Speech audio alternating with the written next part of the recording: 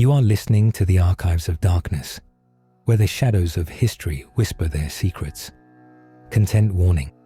This episode explores the 1888 Whitechapel murders, a series of brutal killings that shocked Victorian London. It includes discussion of violence and historical accounts of mutilation. Listener discretion is advised. Episode 6, Jack the Ripper, Whitechapel's Shadow, the unidentified killer of 1888. London, 1888. Gas lamps flicker through the fog.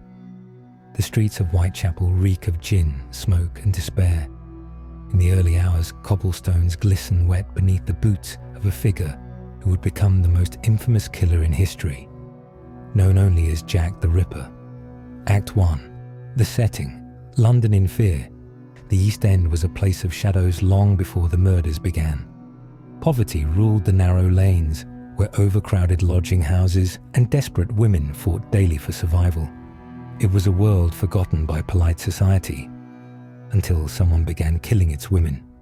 Between August and November of 1888, at least 5 women, Mary Ann Nichols, Annie Chapman, Elizabeth Stride, Catherine Eddowes, and Mary Jane Kelly, were found murdered, their bodies mutilated with a precision that suggested both rage and knowledge of anatomy.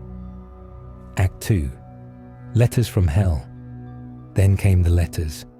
The Central News Agency began receiving taunting messages, written in red ink, signed Jack the Ripper. One, dated September 25th, read, "Dear boss, I keep on hearing the police have caught me, but they won't fix me just yet." Another, sent with a small box containing half a human kidney, was marked, "From Hell." Whether authentic or hoax, the press published them all, and panic spread like wildfire. Act 3. The investigation Scotland Yard poured resources into the manhunt. Detectives like Inspector Frederick Aberline chased hundreds of leads, questioning doctors, butchers, sailors, and foreign immigrants.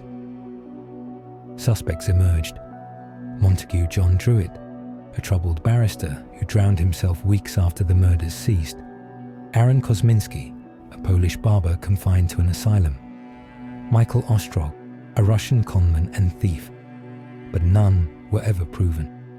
The case files grew thick with speculation and thin on evidence. Act 4. The media's monster. Jack the Ripper became the first modern media serial killer. The press printed every rumor, feeding the public's fascination with fear. The crimes birthed an enduring myth. The unseen predator, moving like mist through the alleys. In the words of one journalist of the time, "The murderer is a phantom. His hand may already rest upon your shoulder." Act 5. The legacy of the Ripper. More than a century later, Jack the Ripper remains nameless.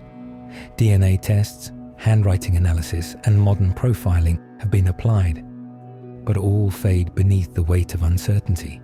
He was not just a man, but a symbol of fear, misogyny, and the darkness lurking within human society. And perhaps that's why he endures, because Jack the Ripper was not caught. And in that void of justice, the legend thrives. You have been listening to the Archives of Darkness, where history's shadows still whisper. Next time, we travel to Germany, where another killer stalked the night. A man who preyed on young boys and earned a name that chilled a nation. Episode 7, Fritz Haarmann, the Vampire of Hanover.